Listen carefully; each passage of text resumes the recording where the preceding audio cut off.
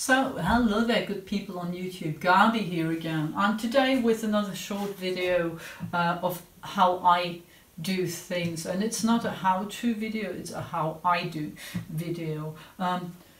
These days I'm building 3 guitars for people and I've got all the boxes closed, but before I can continue cutting the binding and purfling channels and so on, I first will have to make sure that my neck angle is right and the neck alignment is perfect, because only when I know that everything here and on this side of the neck is okay, then I can cut my binding channel, because if I had to make any adjustments later, that would influence the thickness of the binding here. So I better make sure that this fits perfectly, that I've got my right angles, and that the fretboard runs in one straight line all the way from the nut to the sound hole, and that when I run a straight edge on top of the fretboard, that it just barely touches the bridge.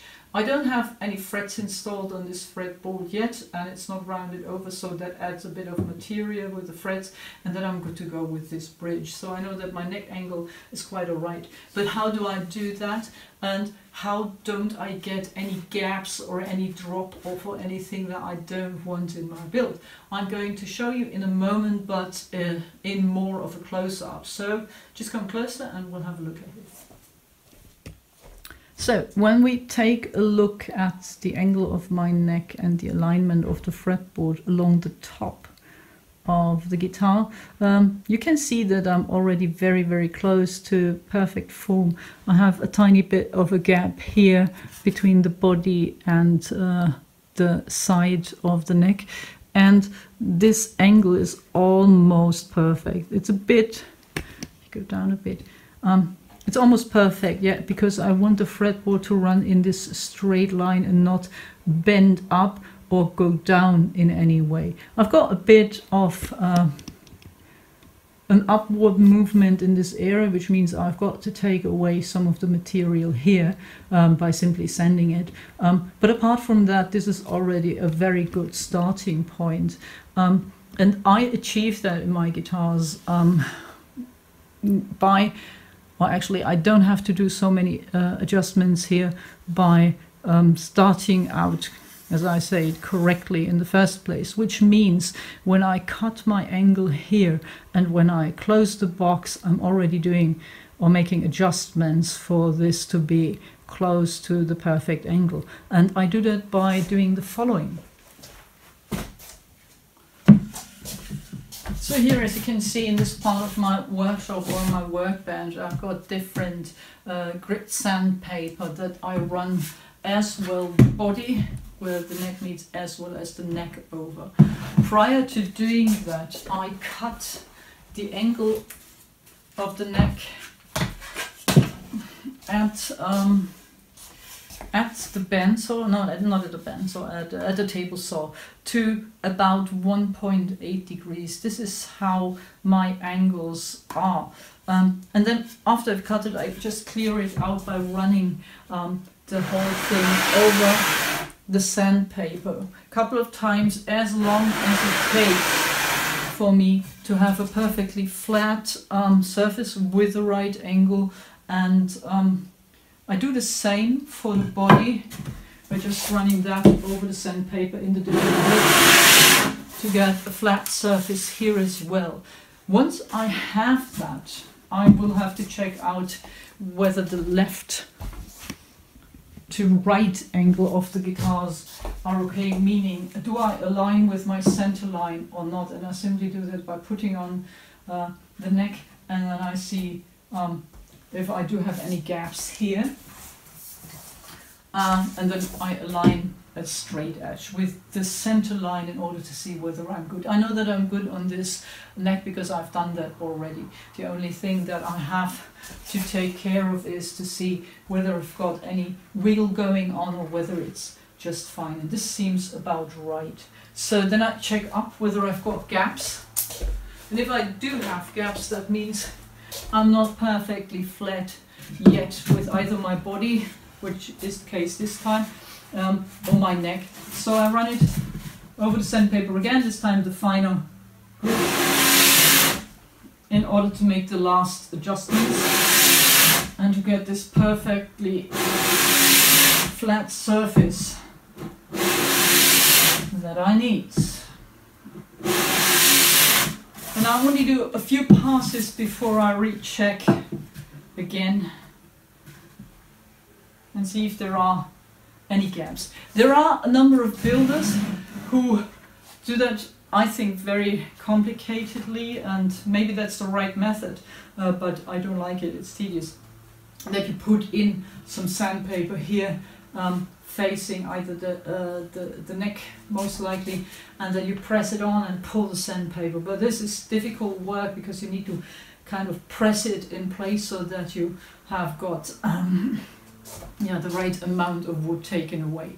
So once I'm straight with this line and almost good to go with the other line, meaning my angle going into the guitar body, then I make the minor adjustments to the top of the guitar, which means that I sand off a bit where I've got high spots. But in order not to have to sand too many places in the guitar, particularly not in the top, because I voiced that before, is that from the beginning I'm using my neck blocks as a guide. Or basically, when I put them together, and this is upcycled material, these are mahogany boards from old drawers, then I glue on the fretboard extension by either cutting out an edge here with a router and then glue it on, or as I did in this case, just add a shorter piece and then put it on. And I cut this angle at the same angle of the fretboard extension to what my neck actually is supposed to be like.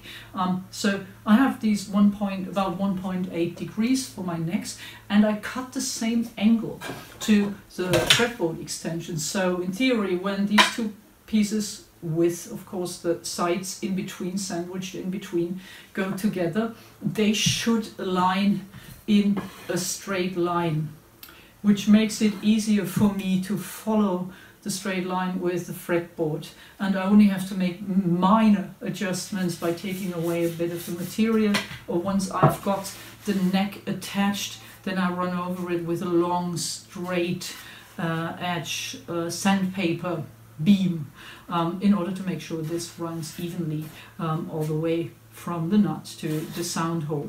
And I achieved that by cutting this angle already onto my neck blocks, which saves me a lot of sanding, a lot of cursing, and a lot of extra work. And here's a short scale mini acoustic bass that I'm building, and I've already done that here. So what I do here, after I radiused the whole thing, because you know there is a dome on it, of course this dome goes on that part too, even though I had my original angle here. But what I do in order to make that and myself happy again, if I can find my tool, I can't find it.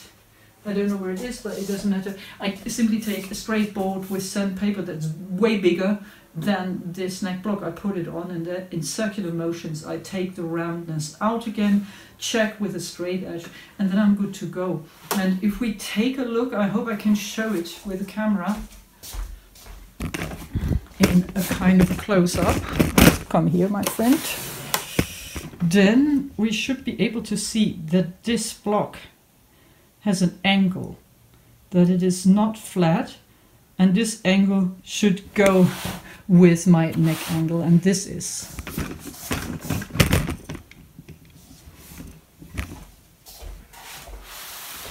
And this is in the end how I avoid to have to do too much in this area once I put the neck on.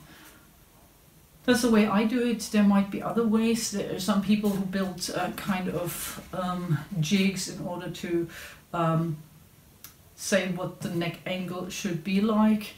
Chris Garland has a nice tool that I actually wanted to copy, and I started copying it, and then I thought maybe I can get away by doing it the way I'm doing it without having to build another jig. guess I was kind of too lazy. So this is how I go about that. And the next thing that people ask me about is my butt jointing. And in order to explain that,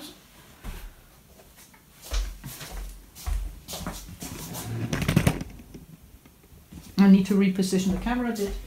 So people ask me about my butt joints and if they're good and stable and so on.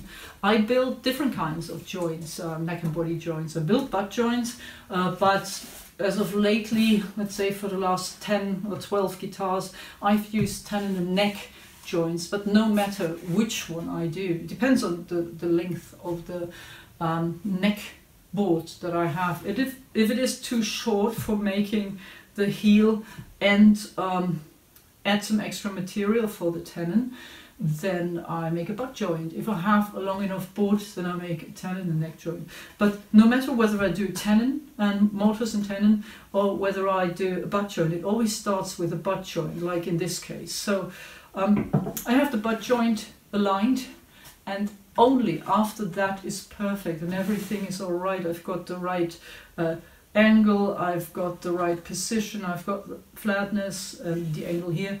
After that is done, then I put my neck in the jig that I made for routing out the tenon. What that does is you just take away some material, but you keep the angle that you originally put on your neck. So what happens, I route around the excess, the tenon is still there, and then I route the channel for the tenon, check, and it goes in, and I still have my angle here. So this is how I go about it. If you'd like to try it out, feel free to do so, and if not, also feel free to do so. But in the meantime, always stay healthy, enjoy, and be a good person. Bye.